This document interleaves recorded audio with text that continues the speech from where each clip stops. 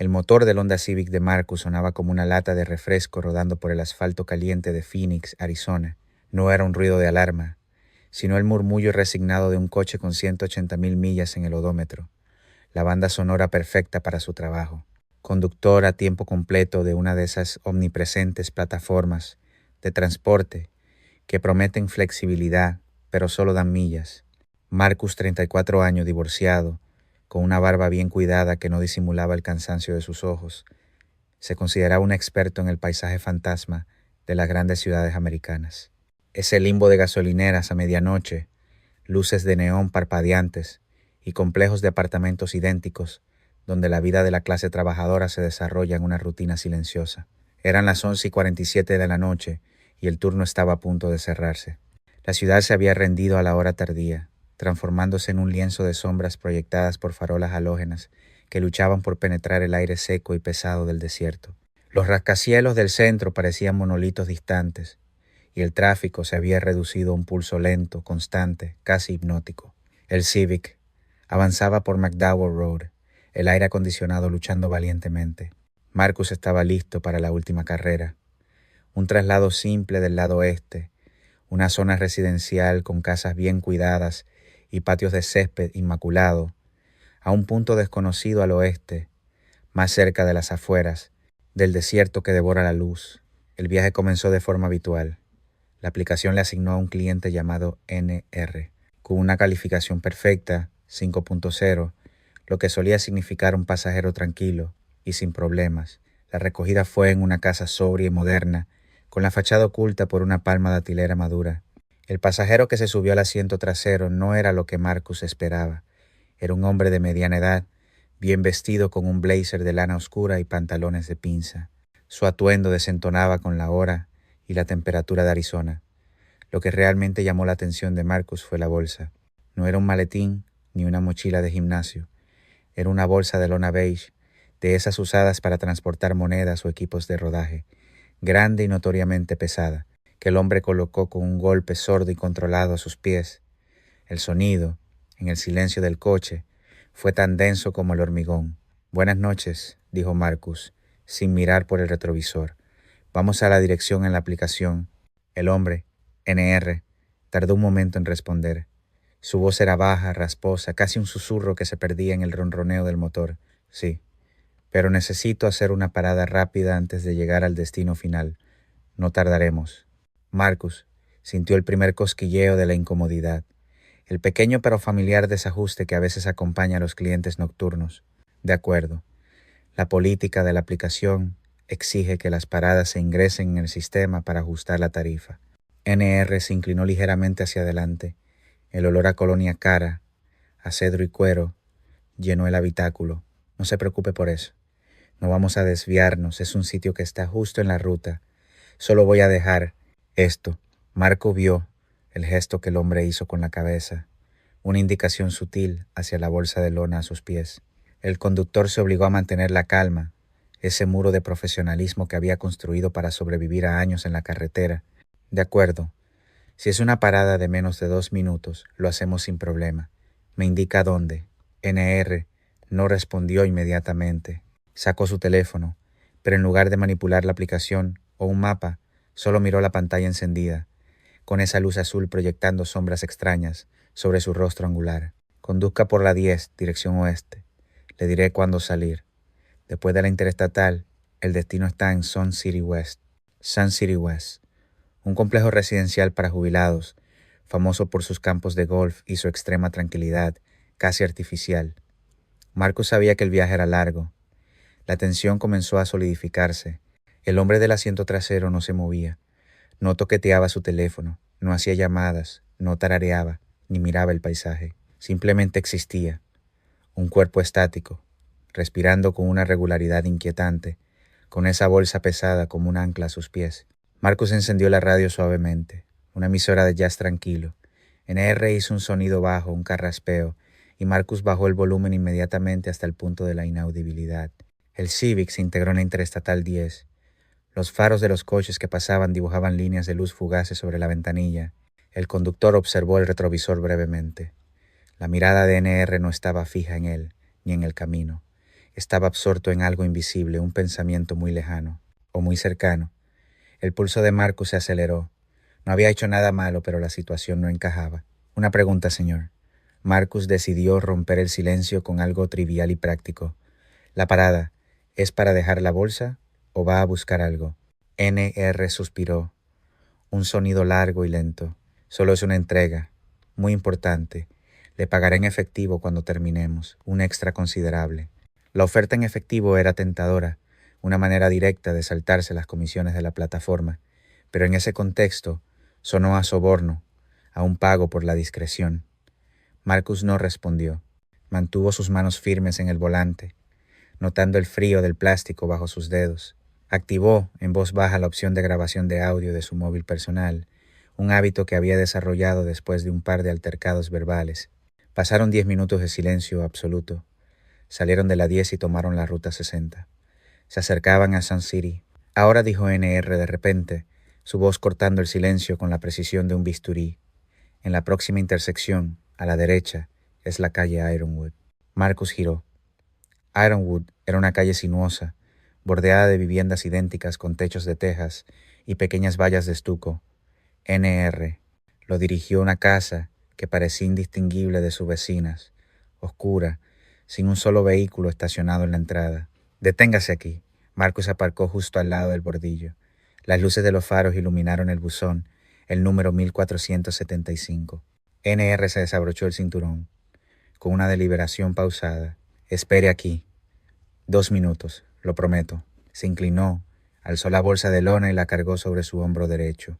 Marcus notó el esfuerzo. La bolsa era realmente pesada, el contenido rígido, con una forma que se adaptaba mal al hombro. No era ropa, no eran libros. NR salió del coche. En lugar de caminar directamente a la puerta de la casa, se detuvo junto al pequeño seto que separaba el césped del vecino. Miró a ambos lados de la calle, una inspección de perímetro que no parecía la de un mensajero nocturno. Luego, con un movimiento que Marcus solo pudo describir como furtivo, NR no tocó el timbre. Caminó alrededor de la esquina de la casa, hacia el patio trasero o lateral. Desapareció en la oscuridad. Marcus miró el reloj del salpicadero. 12:15 de la mañana, 2 minutos. El Civic estaba caliente, pero un escalofrío recorrió su espalda. Sacó su teléfono y abrió una aplicación de mensajería. Escribió a su amigo y compañero conductor, Leo, solo 2 palabras. 1475, Ironwood, S.C. Era un protocolo no oficial en caso de problemas. El silencio se alargó. Los 2 minutos se convirtieron en 5. El único sonido era el chirrido de los grillos. Marcus ya estaba a punto de encender el motor y marcharse, de abandonar el viaje y llamar a la policía con la excusa de un comportamiento sospechoso. En ese momento, la luz de un dormitorio, al fondo de la casa 1475, se encendió brevemente. Luego se apagó. Marcus sintió un escalofrío helado. El hombre no había entrado por la puerta. Había forzado o usado una entrada lateral sin hacer ruido. ¿Y qué había en esa bolsa? ¿Qué tipo de entrega se hacía a la medianoche sin tocar el timbre en un barrio de jubilados? 8 minutos después, R regresó. No regresó. Marcus vio a otro hombre emerger de la oscuridad de la casa, caminando hacia el coche con la misma calma tensa. Este hombre era más joven, con una gorra de béisbol de un equipo local y una chaqueta fina, de estilo deportivo. Tenía la misma aura de profesionalismo contenido, pero había una diferencia crucial. El segundo hombre no llevaba la bolsa de lona, y su rostro era diferente, completamente diferente al del hombre que Marcus había recogido. El joven abrió la puerta del asiento trasero y se deslizó dentro, cerrándola con un clic suave y definitivo. Marcus se quedó rígido, sus manos aún en el volante. Su mente intentaba desesperadamente encontrar una explicación. Se bajó el primer hombre y le pidió a un familiar que siguiera el viaje. ¿Se había cambiado la ropa? No, los rostros eran distintos. Las estaturas. Salgamos de aquí, dijo el joven en el asiento trasero. Su voz era igualmente baja y controlada, pero con un acento del sur que Marcus no había escuchado en el primer hombre. Marcus giró la cabeza lo justo para ver al hombre en el espejo retrovisor. Disculpe, dijo Marcus, su voz temblando ligeramente a pesar de su esfuerzo por controlarla. Yo recogí a un caballero. El joven lo interrumpió. sin levantar la voz. Sí, lo sé. Él tuvo que quedarse. Yo lo sustituyo para el tramo final. No es un problema, ¿verdad? El destino sigue siendo el mismo. La sangre de Marcus se heló en sus venas. No era un problema para el viaje en la aplicación, que solo registraba la ubicación, pero era un problema para él, una sustitución, una transferencia de un conductor a otro, de un objeto pesado a la nada. Y el primer hombre, NR, se había quedado en la oscuridad de una casa que no era su destino. No, no es un problema, respondió Marcus, forzando la voz a sonar neutral. Puso el coche en marcha. Mientras Marcus conducía, siguiendo la ruta del GPS, el joven en el asiento trasero no hizo ningún movimiento. No miró el teléfono. Simplemente se sentó y observó, como el primer hombre. Marcus sentía que no era él quien conducía, sino que era el coche, el vehículo de la plataforma, que se movía por su cuenta. El giro inquietante llegó unos minutos más tarde, cuando ya habían abandonado las calles de Sun City y se adentraban en un tramo de carretera más abierto, sin casas. Marcus tomó una respiración profunda y habló, intentando mantener la conversación en un terreno práctico. ¿Y la parada? ¿El pago extra en efectivo? El joven soltó una risa seca, un sonido sin alegría, una simple exhalación de aire. ¿El pago extra? Sí, por supuesto. Sacó un billete de $100, doblado por la mitad, de su chaqueta. Lo deslizó cuidadosamente entre los asientos, aterrizando en la consola central. Marcus lo miró, y luego miró al hombre en el espejo. Pero no vamos al destino final. Marcus apretó el freno ligeramente. Disculpe, él me dijo que le dijera que termináramos aquí. El joven señaló hacia una carretera de tierra que se desviaba a la derecha, hacia el escarpado desierto, el territorio de las formaciones de roca y los cactus saguaros. Este es mi destino. El destino final de la aplicación, el punto original del viaje, estaba a 20 minutos de allí. El joven le había mentido. El primer hombre le había mentido. Y ahora Marcus estaba detenido en una carretera oscura, sin testigos, con un hombre en el asiento trasero, que acababa de deshacerse de una bolsa pesada y había pagado $100 para que el viaje terminara a medio camino. Tome el dinero, dijo el joven. Y ahora, por favor, deténgase. Necesito bajarme. Marcus no se movió. El silencio se hizo abrumador, lleno de la amenaza silenciosa y plausible de lo que no se dice. ¿Qué había en la bolsa? ¿Por qué la transferencia de pasajeros? De acuerdo, dijo Marcus, con una voz más firme de lo que esperaba. Antes de que se baje, necesito que llame al servicio de atención al cliente de la plataforma. La tarifa no se puede cerrar correctamente aquí, a menos que lo cancele usted. Era una mentira desesperada, una táctica de distracción. La plataforma lo permitiría, pero el joven no se molestó. Simplemente abrió la puerta del Civic, rompiendo el pacto de silencio y seguridad del coche. Se lo agradecería. Ya lo haré, dijo, sin dejar de mirar fijamente a Marcus. Que tenga una buena noche.